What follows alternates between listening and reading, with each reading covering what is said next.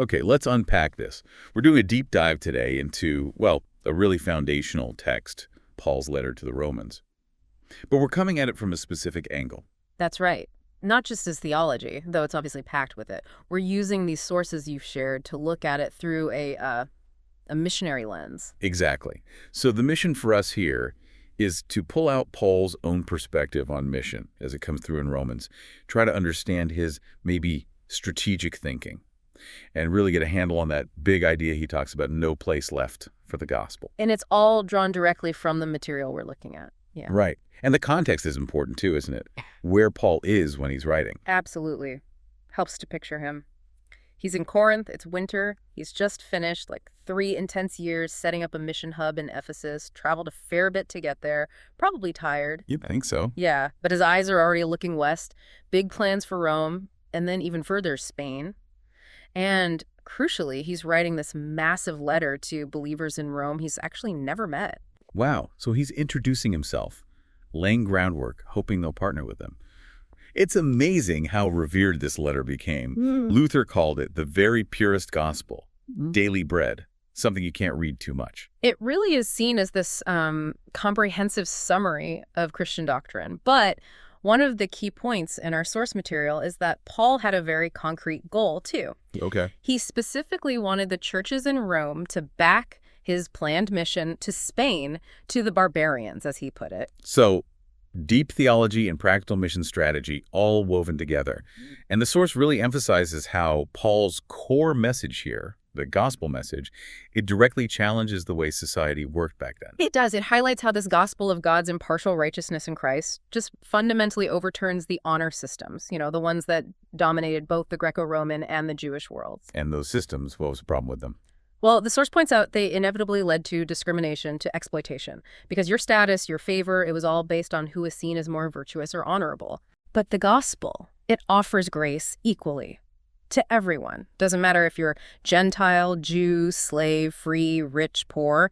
It just shatters that whole premise of what the source calls imperial exceptionalism in virtue and honor. Puts everyone on the same footing before God. And Paul gets right to that impartiality early on in the letter, doesn't he? Romans 1, he talks about being obligated to everyone, Greeks, non-Greeks, wise, foolish, and how eager he is to preach in Rome itself. Exactly. Because, like Romans 1:16 says, the gospel is the power of God for the salvation of everyone who believes, first for the Jew, then for the Gentile. And it reveals God's righteousness, received by faith for first to last. So his eagerness for Rome isn't just politeness, it's core to his understanding of the gospel's reach. This idea of impartiality, it seems like the absolute bedrock for his whole mission approach. It really is. This amazing grace means righteousness is available apart from law, and that's for both Gentiles and Jews. Romans 3:22-24 is key here, as the source notes. No difference, for all have sinned, and all are justified freely by his grace. That universal need and that universal offer, that's the foundation. But then, alongside this huge universal scope, the source also highlights Paul's really intense, almost painful burden for his own people, Israel. He says he'd be willing to be cursed, cut off from Christ for them. How do those two things fit together, the universal message and this specific burden? It's fascinating, isn't it? The source suggests that the universal nature of the gospel doesn't actually diminish his burden for Israel. If anything, it clarifies his specific role in reaching the Gentiles. How so? He believes that bringing in the full number of Gentiles is part of God's larger plan, the very plan that will ultimately see all Israel saved. It's all part of one big, unfolding redemptive story. So it's not an either, it's a both hand in God's plan. Exactly. And it all flows from grasping this mystery of God's plan. Despite everyone, Jew and Gentile, being disobedient, God extends mercy to all. Romans 11.32. And understanding that just leads Paul to burst into worship in Romans 11.33, that doxology about how deep and unsearchable God's wisdom is. It's that sense of God's surprising universal grace that fuels everything. Okay, so starting from that foundation, salvation is available for everyone. The source material pulls out 3, let's say, key mission principles Paul really emphasizes in Romans. Yeah, and these aren't just theories. They're like the practical things you do once you get that grace is for everyone. All right, first principle, the source says it's simple. All who call will be saved. Yes. Paul talks about the word of faith, confess Jesus as Lord, believe God raised him from the dead, and the punchline is Romans 10.13. There is no difference between Jew and Gentile. The same Lord is Lord of all and richly blesses all who call on him, for everyone who calls on the name of the Lord will be saved. Just incredible accessibility. Okay, but that leads straight to the next question, right? Which is the second principle. All must hear. Why is hearing so vital? Well, Paul asks the logical question in Romans 10.1, how can they call on the one they have not believed in? And how can they believe in the one of whom they have not heard? It's that simple sequence. Makes sense. And that's why Paul felt such urgency, why he needed to get to Spain, why he needed Rome's help. People can't call if they haven't heard. And the source connects that right to today, doesn't it? With so many people having little or no real knowledge of Jesus in our, multi-faith or even no-faith cultures, they have to hear first. They absolutely have to hear. Because Romans 10.17 says, faith comes from hearing the message, and the message is heard through the word of Christ. It's why Paul quotes Isaiah about the beautiful feet of those who bring the good news. Someone's got to carry that message. Which logically brings us to number 3. All are to share. If everyone can call, and they need to hear first, whose job is it to do the telling? Paul makes it pretty clear this isn't like an optional extra for believers. Romans 12.1, in view of God's mercy, offer your bodies as living sacrifices. This is your spiritual act of worship. That life of worship includes actively participating in the mission. So how does that play out? What does it look like? Well, believers form one body, right? And they have different gifts, but they're all meant for witness and service. It demands real sacrificial love, loving each other, blessing persecutors, loving your neighbor. All that practical stuff in Romans 12 and 13. And the source pointed out some specific actions from Romans 13:15 too. Yeah, ways this sharing happens day to day. Things like being alert, focused, wake up, he says, being wise, clothing yourself with Christ, being sensible within the church, accepting those with weaker faith, not judging each other, focusing on what really matters, like righteousness, peace, joy, and accepting one another like Christ accepted us. That's Romans 15.7. That leads to this really strong idea the source calls the priestly duty. What's that about? Paul sees his own role, given by grace, as a minister of Christ Jesus to the Gentiles, with the priestly duty of proclaiming the gospel of God. Romans 15.16. The source emphasizes this is both a huge privilege and a serious responsibility for all believers. So it's more than just living a good life and hoping people notice. Exactly. That's a critical point the source makes. Living it out is essential, meeting needs, seeking justice, absolutely part of it. But it's not actually the good news if it isn't explained, if there isn't an invitation to follow Jesus. New disciples are meant to be equipped to tell their own story, to invite others. It's follow and proclaim. Got it. Okay, so these 3 principles, call, hear, share, they all feed into what the source calls Paul's incredibly ambitious vision. What was driving him? Paul just seems overwhelmed by how God's grace was working through him, seeing Gentiles respond, seeing it confirmed with signs and wonders in the Spirit's power. And out of that, his ambition was laser-focused, to preach the gospel where Christ was not known. Romans 15.20. And he makes that amazing statement in Romans 15 that his work, his foundational work, was basically done from Jerusalem all the way over to Illyricum. What does he mean, done? He says there was no more place for him specifically to do that initial pioneering gospel work in those large regions. The source clarifies this likely doesn't mean every single person was saved, Right. but rather that disciples had been made, churches had been planted, local believers were equipped in enough places across those regions. His specific task of laying the foundation was complete there. So he kind of planted the flag, established a presence, trained people up, and now expected them to carry it forward and multiply. That seems to be the idea. And that's exactly why he was looking west, why he was asking Rome for help, their prayers, their support, their company for the next phase. Spain. Spain was the next unreached frontier on his map. Now, his plan was pretty straightforward geographically, right? Corinth to Rome, maybe 1,000 kilometers. That was the logical way, yeah. The shortest route. But, as the source points out, God's way often isn't our shortcut. Paul himself said he wanted to come in the full measure of the blessing of Christ, and according to God's will. And God's will involved. Well, not the shortcut. Not even close. A massive detour. Instead of west to Rome, he ends up going back east, facing trouble in Jerusalem. That's like 3,000 kilometers the wrong way. Wow. And the source recounts that whole saga, the tough journey back, people warning him, getting mobbed, arrested, plots against his life, being taken into custody. Then months stuck at sea, a massive storm, shipwreck. Just one thing after another, an incredibly hard journey. Definitely. And he finally gets to Rome, not as the partner missionary arriving with support like he planned, but as a prisoner in chains, over 2 years after he wrote Romans. So did that completely wreck his plan? Did the idea of Rome as a mission hub just fizzle out because he arrived under arrest? The source argues, not at all. Rome, being the capital, the center of the empire, was still the perfect strategic spot for a major hub. It fit God's mission, and it fit Paul's relentless work ethic. He wasn't exactly working standard hours. Probably not. And based on those later chapters in Romans, he seems to have already identified what was needed for a hub like that. What does the source highlight?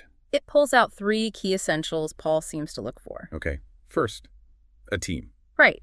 Paul actually says he's already convinced the Roman believers are full of goodness, complete in knowledge, and competent to instruct one another. Romans 15.15. And the source makes a great point. These weren't paid missionaries waiting for funding. No, they were just living their lives there. Exactly. Already working, supporting themselves. The lesson for today, the source suggests, is to look for and enlist believers already in place in our cities, people with commitment, goodness, solid gospel understanding, and the ability to teach others. Then form them into teams. Makes sense. Second essential, the gospel call. Yeah. Back to that priestly duty again. Romans 15.15-16. The source really hammers this. It's a privilege and a responsibility to share the gospel message. You can't just live a good life. You have to actually explain it, share it. The invitation part. Right.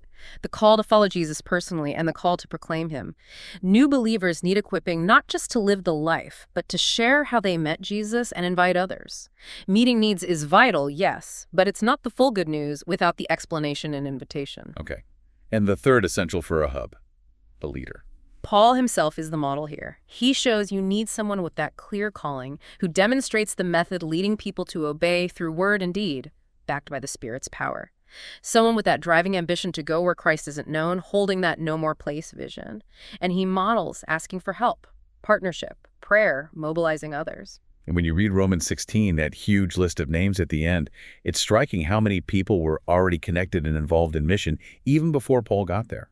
It's incredible, isn't it? Phoebe, Timothy, relatives, Tertius, who actually wrote the letter down, Gaius, who hosted Paul, Erastus, the city official, a whole network. But critically, the source points out Romans 16 shows there were already loads of equipped workers in Rome itself. People woven into the city fabric. Absolutely. Like Priscilla and Aquila, they had a church meeting in their house, key partners for Paul. The list includes friends, co-workers, relatives, people who'd been imprisoned with him, outstanding apostles, and the source notes this includes a woman apostle, Junia, and 8 other women who worked very hard. Plus, the first convert from Asia, various Christian households. There was already a strong, diverse base there. So the big question then, even arriving as a prisoner, did Paul actually manage to get this Rome mission hub going? The source, looking at the book of Acts, says yes, absolutely. Even chained to a soldier initially, he gets his own rented house for 2 whole years, and Acts says he welcomed everyone who came to see him. And what was he doing in that rented house? He was nonstop, preaching about the kingdom of God, teaching about Jesus boldly and without hindrance, Acts tells us, explaining the scriptures, writing letters like Philippians, Ephesians, Colossians, Philemon letters that shapes the church. Even later, in his final harsher imprisonment, still active. Amazingly, yes. Even from a dungeon. The source highlights 2 Timothy 4, where Paul's still directing mission traffic, sending out co-workers. Crescens probably to Gaul or Galatia, Titus to Dalmatia, Tychicus back to Ephesus, and he's calling for Timothy and Mark to come join him. We might not know the exact results of every single one of those ventures sent from prison. No, the records aren't there, but the source stresses the strategy's consistent, the parallels with his earlier Ephesus hub are clear. Paul stuck to that no place left vision right till the end, and his final words in Romans, that closing doxology, they tie right back to Jesus' own commission in Matthew 28, entrusting believers everywhere to reach all nations. So this picture of a mission hub firing on all cylinders, even starting in a rented room under guard, continuing from a prison cell, it fits perfectly with his grand vision. It really does. A vision for all the different networks and streams of relationships within a region to eventually hear, believe, and obey the gospel. Okay, let's bring this deep dive home now and connect it right to you, the listener. The source material finishes with some really powerful questions for you to think about, to kind of process this personally. Yeah, questions to help you see how Paul's mission, as seen in Romans, might actually connect with your own life and situation. So first off, Think about that gospel we talked about from Romans: impartial grace, righteousness through faith. How does that gospel message inspire you? Or maybe challenge you, motivate you? And remember Paul's intense burden for his own people in Romans 9. What does reading about that make you feel about reaching the people closest to you, your family, your friends, maybe your cultural group? Then there's that huge idea, the vision of no place left, from Romans 15. What could that possibly look like practically in your neighborhood, your city, your country? What would it mean for disciples and churches to just be ongoing, multiplying?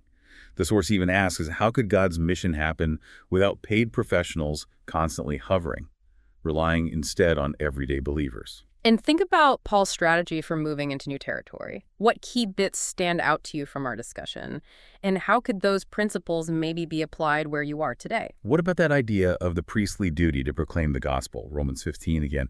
How does that concept sit with you? How might you personally step into that call to actually explain and share the good news? And finally, Paul was spotting team members in Rome. If you were thinking about starting or strengthening a mission hub right where you live, who comes to mind? Who are the people around you who show that goodness, that gospel knowledge, that ability to help others grow? So we've taken this dive into Romans, seeing it not just as Theology 101, but as this incredibly strategic, visionary, missionary document. Yeah, we've looked at that no place left vision, the core principles driving it, even the practical side of finding teams and building hubs.